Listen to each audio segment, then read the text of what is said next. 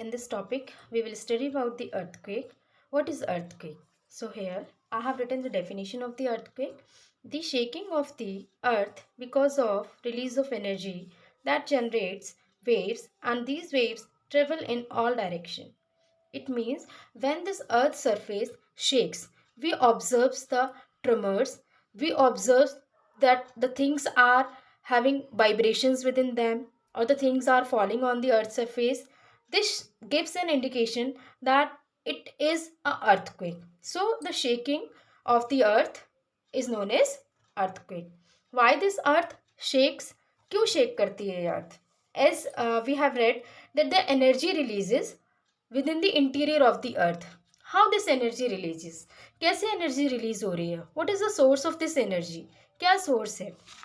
We knew that the surface of the earth, or we can say the crust, this is also known as the tectonic plates, है ना? जो crust है हमारी, it is hard, rigid, massive, and this massive, hard, rigid is basically consisted of different types of plates. तो in the interior of the earth, the convection currents are generated because of radioactive material. Yeah, we can say the hot magma in the interior of the earth, the source of different types of convectional currents, and these convectional currents are giving a push to these tectonic plates, or we can say the crustal rocks or the crust. When these convectional currents are giving up a push, it means that sometime it causes crack, break within these crustal rocks, या जो हमारा tectonic plates है या जो crust है, इस पर क्या होते हैं? क्रैक्स पड़ जाते हैं या इसमें फॉल्ट क्रिएट हो जाते हैं. And within these faults और the cracks, the energy which is inside the earth is try to release. वो यहाँ से निकलने की कोशिश करती है. as it tries to release the crystal rocks moving apart from each other. ये यहाँ अपोजिट डायरेक्शन में फ्लो करना शुरू कर देते हैं. You can see this. ये डायग्राम आप देख सकते हैं जहाँ एक टेक्टोनिक प्लेट है या फिर क्रिस्टल रॉक है, नीचे से कन्वेक्शनल करेंट्स इसको पुश कर रहे हैं. And when they are pushing, it can create jerk, crack. आप किसी भी चीज़ को तेज़ी से धक्का देंगे तो आप देखेंगे वो वीक पड़ता जाएगा, और वीक पड़ने के साथ साथ एक टाइम आएगा उसमें that it is going to be break. And when it is breaking, so it is floating in opposite direction. Why it is floating in opposite direction? Because these plates are floating over the mantle, and mantle layer is liquid in nature. Not liquid but semi liquid in nature. पूरी तरह से liquid नहीं है लेकिन semi liquid है, और जिसकी वजह से ये क्रस्ट, जो क्रिस्टल रॉक है जिसमें फॉल्ट पड़ा और फॉल्ट पड़ने के बाद ये टूट गई, ठीक है, जिसकी वजह से ये अपोजिट डायरेक्शन में फ्लो होने लगेगी. ठीक. अब जो ये क्रैक पड़ा या जो फॉल्ट पड़ा, यहीं से एनर्जी रिलीज होगी. When the energy is releasing, that energy might be stucking at one of the point of the surface also. भाई इंटीरियर से कोई चीज़ जो है ऊपर को आ रही है तो ऊपर उसे कहीं भी अगर ऑब्स्टेकल मिलेगा तो उसको भी स्टक करेगी, है ना. चलिए आगे बढ़ते हैं हम इसमें. अब हम जानेंगे what is focus. A point inside the earth surface from where energy released first is called focus. ठीक है. एक पॉइंट है अर्थ के इंटीरियर में. कैसे? अर्थ का जो इंटीरियर है, suppose this is the interior of the earth. ये अर्थ का इंटीरियर है और यहाँ पर एनर्जी सबसे पहले रिलीज हुई. मैंने इसको कह दिया फोकस. इसको क्या कह दिया? फोकस कह दिया. क्यों? क्योंकि एनर्जी यहीं से रिलीज हो रही है. तो विद इन द अर्थ और इनसाइड द अर्थ, ठीक है, जहां पर एनर्जी सबसे पहले first we experience the energy releases, that point is known as focus. And from here when this energy is travelling and it stuck the earth surface. ये आपका earth surface है, ये आपका अर्थ सरफेस है, और यहाँ अर्थ सरफेस पर जब ये एनर्जी फोकस से ट्रेवल होकर आई और यहाँ अर्थ सरफेस को स्टक करती है, जिस पॉइंट पर ये स्टक करेगी सबसे पहले आकर, उसको हम क्या बोलेंगे? उसको एपिसेंटर बोलेंगे. So the point inside the earth surface from where energy released first is called focus. It is also called hypocenter. And the point on the earth surface, भाई अर्थ सरफेस का जो पॉइंट है जो focus से energy release हुई वो earth surface पर जहाँ आकर स्टक होगी, जहाँ पर एक्सपीरियंस की जाएगी, जहाँ पर रिकॉर्ड की जाएगी, उसको हम क्या बोलेंगे? उसको हम एपिसेंटर बोलेंगे. So there is a difference between the epicentre and the focus. Next we comes to earthquake waves. How many types of earthquake waves are there? So basically there are two types of earthquake waves, body waves and surface waves. ठीक है, अभी हम इनके बारे में और जानते हैं कि ये बॉडी वेव्स क्या होती हैं और सरफेस वेव्स क्या होती हैं. Okay, first we start with the body waves. Body waves are generated because of energy releases at the focus and moves in all direction. As I told you, अगर मैं अर्थ के इंटीरियर की बात करूं, interior means inside, सिर्फ अर्थ के inside की बात करूं, ठीक है, तो वहां से जिस पॉइंट से एनर्जी रिलीज हो रही है उसको हमने फोकस कहा. अब फोकस से जो एनर्जी रिलीज हुई वो अभी सिर्फ और सिर्फ अंदर ही है. This is your earth. ठीक है, मैंने शेप बहुत अच्छी नहीं बनाई है but we just consider it. ठीक है, हम सिर्फ इसको एज्यूम कर रहे हैं. Okay, this is not basically earth but we are just assuming it that it is a earth. यहाँ ये फोकस है. ठीक, इंटीरियर से एनर्जी इस पॉइंट से रिलीज हो रही है, यहाँ से एनर्जी रिलीज हो रही है and when the energy is releasing from this point, इसको मैंने फोकस कहा. फोकस इट मीन्स अब यहाँ से एनर्जी जब हर डायरेक्शन में ट्रेवल होना शुरू होगी, इस तरह से ट्रेवल होना, ये वेव्स के फॉर्म में ट्रेवल होना शुरू हो जाएगी इस तरह से. ठीक है, तो हम इसको बॉडी वेव्स बोलेंगे. बॉडी वेव्स क्यों बोलेंगे? क्योंकि अभी तक ये सरफेस के कांटेक्ट में नहीं आई है. once it experiences or it comes in contact with the earth surface, its name, its nature gets changed. इसका नेम और इसका नेचर दोनों ही चेंज हो जाएगा. जब तक ये इंटीरियर में है, इंटीरियर में ही चारों तरफ फैल रही है, when it is spreading in all the direction from this focus point, ठीक है, when it is travelling within this body only, earth's body, earth का जो इंटीरियर उसके अंदर ही ट्रेवल कर रही है, then it is known as body waves. So body waves are generated because of energy releases at the focus and moves in all direction. These body waves interact. When these body waves are interacting with this earth surface, it means जब ये earth surface से body waves interact करने लगती हैं, then their nature will be changed. As well as with the changing nature, their name is also going to be changed. है ना, इनका name भी चेंज हो जाएगा, या हम ये कह सकते हैं कि इनकी नेचर की वजह से इनका नेम चेंज हुआ है. ओके, नेक्स्ट आते हैं, जब ये वेव्स ट्रेवल करती हैं, ठीक, तो कहीं पर इनकी वेलोसिटी कम होती है और कहीं ज़्यादा होती है. So the velocity of waves changes according to the material. What type of material is there, whether it is denser, it is lighter. आपने interior structure of the interior earth पढ़ा होगा, है ना, जहाँ पर कुछ लेयर्स जो हैं हमारी, जैसे crust, mantle core, there are 3 layers, है ना, सबका अपना नेचर है, किसमें किस तरह का मटेरियल है, कौन सी लेयर कितनी डेंसर है. ठीक, तो इसी तरह से जब क्योंकि within the interior these waves are generating, जब ये वेव्स इंटीरियर से जनरेट हो रही हैं, इसका मतलब क्या है कि इनकी वेलोसिटी अलग अलग होगी अलग अलग मटेरियल में. तो similarly if the denser material is there, the higher velocity will be there. ठीक है, अगर मटेरियल डेंसर है, बहुत हैवी है, ठीक है, बहुत ज़्यादा डेंस है, ठीक, then we will found that the velocity of these waves will also be higher. जो velocity होगी waves की वो higher होगी. ओके, ये surface waves जो हैं, ठीक, when these body waves comes in contact with the earth surface, है ना, जब ये surface के पास आ जाती हैं, ठीक है, तो ये more destructive होती है and they are the last to report seismograph. seismograph जो इंस्ट्रूमेंट है, seismograph is what? It's a instrument to measure the earthquake intensity. ठीक है, ये एक वो आपका, so it means that it measures the intensity of the earthquake waves, है ना. और इस पर सबसे लास्ट में जो रिपोर्ट करती हैं वेव्स, वो हमारी सरफेस वेव्स ही होती हैं. ये बहुत डिस्ट्रक्टिव होती हैं. ठीक है, they are causing the displacement of rocks also. Sometimes they are responsible for making the trenches, trough. ठीक, ये बहुत तबाही लेकर आती हैं, इन्हीं की वजह से बड़ी बड़ी खाई बन जाती हैं. ठीक है, क्रेस्ट लाइक स्ट्रक्चर बनते हैं. Okay, next we comes to types of body waves. Body waves अब कितने टाइप की होती हैं? So body waves, here I just bifurcate these waves into 2. One is primary waves, another is secondary wave. So body waves are of two types.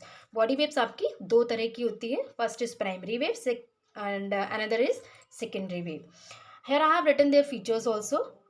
Primary waves, they move faster. It means in comparison to the secondary waves, their speed is great, है ना, greater. ये तेजी से चलती हैं, ठीक, secondary waves के compare में. Next, primary waves arrives first at the surface. भाई तेजी से चलेंगी तो जल्दी पहुंचेंगी भी, है ना. नेक्स्ट है similar to sound waves. As we have sound waves also. हमें क्यों किसी की आवाज़ बोलते ही एकदम से सुनाई दे जाती है? क्योंकि साउंड वेव्स जो हैं बहुत ही स्पीड के साथ ट्रेवल करती हैं. तो they are just similar to the sound waves. Travel through gaseous, liquid and solid material, है ना. ये क्या है? ये तीनों मटेरियल के थ्रू ट्रेवल कर सकती हैं, क्योंकि अर्थ का इंटीरियर जो है उसमें all three type of material is there, है ना. लिक्विड भी है, गैसियस भी है, सॉलिड भी है. अब आप बोलोगे मैम गैसियस कौन सी लेयर है? गैसियस मीन्स जो कन्वेक्शनल करंट बनते हैं. भाई वो गैस ही तो है, करंट से फॉर्म हो रहे हैं, ठीक है. It means that P waves can travel through all the mediums whether it is liquid, solid और gaseous. Next we comes to the secondary waves. Secondary waves जो होती हैं दे अराइव्स लेट, ठीक है. ये थोड़ा सा लेट आती है ना. कहाँ? अर्थ सरफेस पर या फिर सेस्मोग्राफ में. हमने ऊपर पढ़ा था कि they report last to the seismograph. तो that's why they arrives with a lag, time lag on surface. थोड़ा सा टाइम लेकर आती है ना, क्योंकि इनके चलने की स्पीड भी कम होती है. They can travel only through solid material. And one great difference is that कि ये सिर्फ और सिर्फ कहाँ ट्रेवल कर सकती हैं? सॉलिड में. They can't travel through the liquid और gaseous. They only can travel through the solid material. इसीलिए ये सबसे ज़्यादा डिस्ट्रक्शन करती हैं सरफेस पर. जब ये स्ट्रक करती हैं, जब उससे टकराती हैं, तो ये सबसे ज़्यादा डिस्ट्रक्शन करती हैं.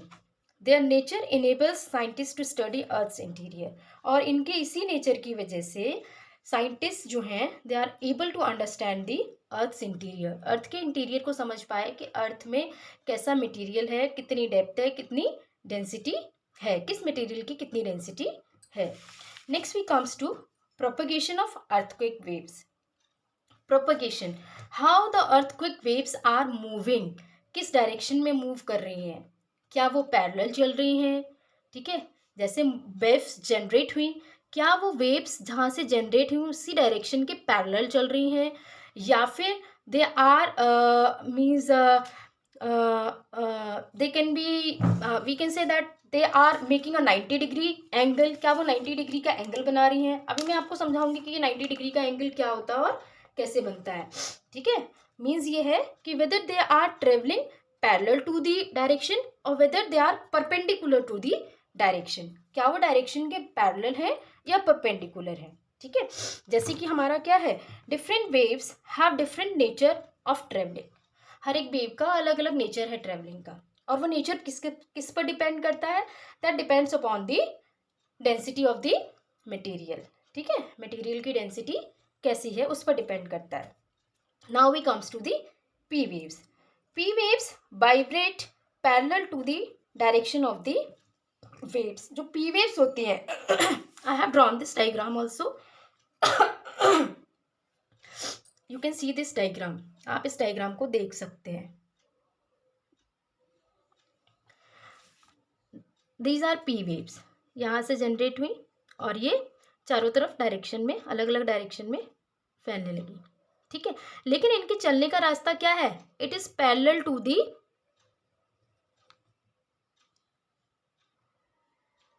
डायरेक्शन, ठीक है. दीज वेव्स जहाँ से जनरेट हुई हैं वहाँ से दीज आर पैरेलल. ये पैरेलल है बेटा, ये देखो, ठीक है. ये पैरेलल है, यहाँ से चल रही हैं, इधर चलेंगी, इधर चलेंगी, इधर चलेंगी, तो दीज आर पैरेलल. इनके जो चलने का रास्ता है it is almost parallel to the point where it is generating, ठीक है. जहाँ से वो जनरेट हो रही है उसके पैरेलल ही चलेंगी, ठीक है. जहाँ से वाइब्रेशंस क्रिएट हो रही हैं.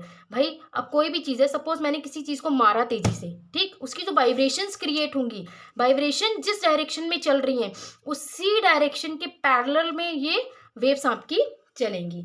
अब जब इसी डायरेक्शन के पैरेलल में चलेंगी तो ये क्या करेंगी, ये या तो स्क्वीज होंगी, ठीक है, या ये स्ट्रेच करेंगी। तो ये जब स्क्वीज होंगी या स्ट्रेच करेंगी तो वो इसी डायरेक्शन में करेंगी, ऐसे और ऐसे। जब ये इसी तरह से स्क्वीज होती हैं और स्ट्रेच होती हैं, स्ट्रेच मीन्स फैलना, जब ये इस तरह से फैलेंगी या सिकुड़ेंगी, ठीक है, स्क्वीज होंगी, तो ये पैरेलली हो रही हैं। और जब ये पैरेलली हो रही हैं तो ये ज़्यादा डिस्ट्रक्शन क्रिएट नहीं करती हैं, ठीक है, ये ज़्यादा नुकसान नहीं करती हैं। वहीं अगर हम दूसरी ओर देखें कि जो हमारी एस वेव्स हैं, ठीक, ये आपकी एस वेव्स है, सपोज यहाँ से, ये तो वाइब्रेशन है, vibration is like this, horizontal है, ठीक है, लेकिन ये जो एस वेव्स हैं, ठीक है, they are travelling perpendicular to this vibration. ये वाइब्रेशन के परपेंडिकुलर ट्रेवल कर रही हैं, and because of travelling perpendicular they are rising up coming down, rising up coming down, rising up coming down, and they are creating destruction है। और इसीलिए ये चीज़ों को डिस्प्लेस करती हैं, सबसे ज़्यादा नुकसान करती हैं, ठीक। दूसरा क्या है, they are forming the crest also, ठीक है। और ये मतलब ये बहुत खतरनाक वेव्स होती हैं क्योंकि ये सरफेस के पास आ चुकी हैं, और सरफेस पर जब ये इस तरह से फ्लो करेंगे, इट मीन्स क्या है, बार बार ऊपर up down up down up down करेंगे, तो इट मीन्स क्या है, ये ट्रो क्रिएट करेंगी, ठीक है, ये डिस्प्लेसमेंट ज़्यादा करेंगी। इसीलिए जो हमारी सरफेस के नियर जब ये वेव्स आ जाती है तो they are very destructive, and they are also means create troughs and crest. Next भी comes to shadow zone. Shadow zone क्या होता है, आपने बुक में देखा होगा तो आपको शायद बहुत टिपिकल लगा होगा कि कैसे समझें, ये समझ नहीं आ रहा है, तो it's very easy. First you understand what is shadow zone. Shadow zone होता क्या है, सबसे पहले आप इस चीज़ को समझो। शैडो मीन्स छाया, ठीक है, जहाँ धूप ना पहुँच सके।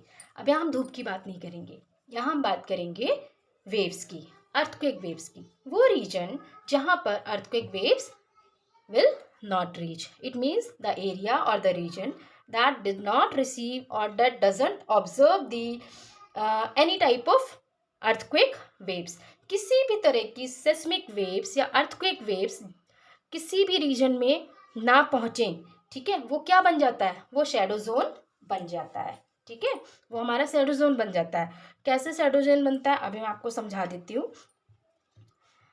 Suppose this is the shadow zone of P waves, ये आपका पी वेव्स का शैडो जोन है, ठीक है, ये पी वेव्स का शैडो जोन है। ये हमने अर्थ का इंटीरियर ड्रॉ किया है ना, ये हमने अर्थ का इंटीरियर ड्रॉ कर लिया है। यहाँ से पी वेव जनरेट हो रही है। हमें पता है पी वेव्स का नेचर कैसा है कि वो आपकी सॉलिड, लिक्विड, गैसियस तीनों में ट्रेवल कर सकती हैं, ठीक।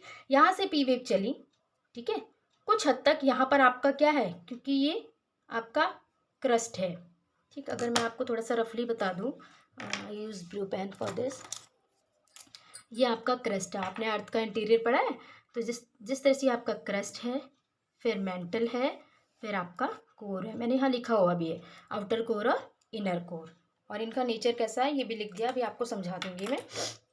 तो जो पी वेव्स हैं यहाँ से ट्रेवल करना शुरू करती हैं, ठीक है। When they are travelling, suppose कहाँ तक पहुँचेंगी, या वो यहाँ से ट्रेवल करेंगी तो कहाँ तक पहुँचेंगी और किस तरह से पहुँचेंगी। हमने यहाँ से बनाया, ये सॉलिड है, तो पी वेव्स यहाँ पर ट्रेवल करती हुई इजीली आ रही हैं, ठीक है, क्लॉकवाइज और एंटी क्लॉकवाइज दोनों तरफ से आप देख सकते हैं। They are reaching about up to 105 degrees, ये 105 डिग्रीज तक पहुँच रही हैं।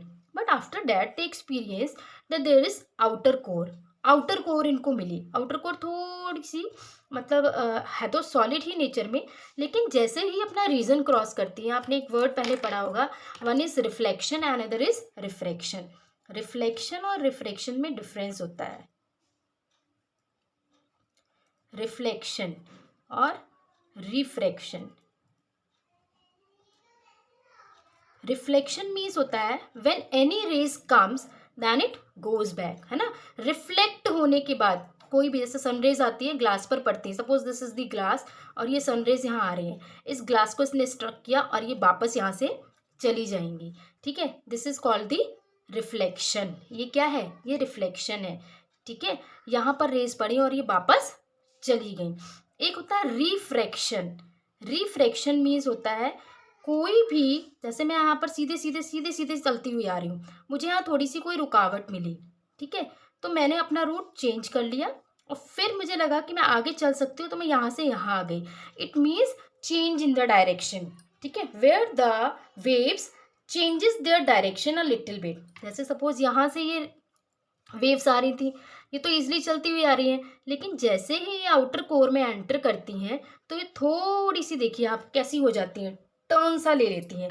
इसके बाद फिर ये चलना शुरू कर देती हैं, फिर ये इनर कोर में पहुंचती हैं, क्योंकि इनर कोर कैसा है, लिक्विड है, ये सॉलिड है, ये लिक्विड, ये सॉलिड है और ये लिक्विड है।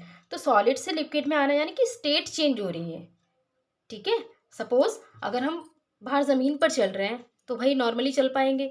हमसे कोई कह दे पानी में अचानक चले जाओ, तो पानी में हम क्या करेंगे, we are trying to move our legs also with the with legs we are trying to move our hands also, है ना। हम अपने हैंड्स का भी यूज़ करेंगे सो दैट हम उसमें इजिली क्या कर सकें, स्विम कर सकें, है ना। ऐसे ही ये वेव्स भी हैं, ये यहाँ से चल तो रही हैं, लेकिन जब यहाँ इनर कोर में आ गई जो कि लिक्विड है, तो इनको यहाँ तैरना पड़ेगा, ठीक है। तो इस तरह से, ठीक, ये रिफ्रैक्ट करना शुरू हो जाएंगी, रिफ्लेक्ट नहीं, रिफ्रैक्ट, ठीक है। रिफ्रैक्ट मतलब होता है they are changing a little bit their path, ठीक। वो क्या करते हैं, अपने पाथ को थोड़ा सा चेंज कर लेती हैं। तो यहाँ से स्ट्रेट आ रही थी, अभी तक तो ये स्ट्रेट आ रही थी यहाँ से इस तरह से, ये, ठीक है। When they are reaching to this region, तो it means they changes a little bit their path, और यहाँ से थोड़ा सा फिर ये नीचे आ गई, यहाँ ऑब्जर्व हो रही है हमें आती हुई, ठीक है। तो it means that P waves can travel through all medium, liquid, solid and gaseous. Inner core is solid in nature, outer core is liquid in nature, and the areas, ये एरिया है जो मैंने आपको कुछ शेडेड तो नहीं कहेंगे but हाँ थोड़ा सा कुछ पैटर्न है जिससे मैंने आपको हाईलाइट करने की कोशिश की है, ठीक, जहाँ पर पी वेव्स पहुँच नहीं पा रही हैं, ठीक है। ये कुछ रीज़न है आपका जहाँ पर पी वेव्स जो है they are unable to reach, ठीक। ये ऐसा रीजन है जहाँ पर पी वेव्स नहीं पहुँच रही हैं। Almost about 145 degree, 145 degree here also and here also 145 degree, ठीक है। और ये जो डिफरेंस आएगा यहाँ से लेके यहाँ तक का आपका, ये ऑलमोस्ट होगा 40 डिग्रीज़ का, ठीक है। कि 40 डिग्रीज़ का एरिया है, it becomes the shadow zone for the P waves. P waves का शैडो जोन छोटा बनता है, छोटा इसलिए बन रहा है क्योंकि ये तीनों मीडियम के थ्रू ट्रेवल कर सकती हैं। तो जो थोड़ी वेव्स, जो थोड़ा सा रीजन रहेगा जो वो ट्रेवल नहीं कर पाई, ठीक है, वो उनका शैडो जोन बन गया। और जिन मोस्टली जगह पर वो ट्रेवल कर पा रही हैं, चाहे भले ही आड़ी तिरछी जैसी भी ट्रेवल कर पाएँ, ठीक, वो means they are able to reach that region, ठीक है, दे आर एबल, वो हाँ उस रीजन तक पहुंच सकती हैं। Next we try to understand the shadow zone of S waves. तो शैडो जोन पता है ना, the area that does not receives और experience any type of wave is called as shadow zone. Here we observe that in this S wave shadow zone, the S waves are reaching, ठीक है, जिस तरह से P waves जिस path को follow कर रही थी, similarly the S waves are following the same path. They are reaching up to the region, or they are traveling by the region which is solid in nature, and the core which is almost the inner core is almost liquid in nature, पूरी तरह से liquid है, ठीक है। Here these waves are not recorded और they are not reaching. तो जो area इनसे बच गया है जहाँ पर ये नहीं पहुँच पा रही हैं, उन्हें हमने क्या कह दिया है, शैडो जोन बोल दिया है, ठीक है। एस वेव का शैडो जोन जो है ज़्यादा एरिया कवर करेगा, 105 degree anti clockwise and 105 degree clockwise ये पहुंच रहा है, एंड आफ्टर दैट जो रिमेनिंग पार्ट है ये हमारा शैडो जोन बन जा रहा है। तो शैडो जोन बेसिकली क्या होता है, और यहाँ पर एक चीज़ और है, अभी हमने पी वेव्स में देखा, पी वेव्स में रिफ्रैक्शन हो रहा है, और यहाँ क्या होगा, रिफ्लेक्शन होगा। क्या होगा, रिफ्लेक्शन। यहाँ जो वेव्स आई हैं ये वापस यहाँ से, अगर वो यहाँ टकराएंगी, इस पार्ट से आकर स्ट्रक करेंगी, तो ये वापस लौट जाएंगी, ये तिरछी नहीं होंगी, अपना एरिया या अपने आप को डाइवर्ट नहीं करेंगी, ठीक है। डाइवर्ट नहीं करेंगे कि इस मैटर से डाइवर्ट होंगी थोड़ा फिर आगे सीधे चलने लग जाएंगे, नहीं, ठीक है। ये यहाँ स्ट्रक करेंगी, इनके पास इतनी कैपेसिटी नहीं है कि आगे ट्रेवल कर सकें, तो ये वापस रिफ्लेक्ट हो जाएंगी, वापस चली जाएंगी, ठीक है। I hope you understand this topic.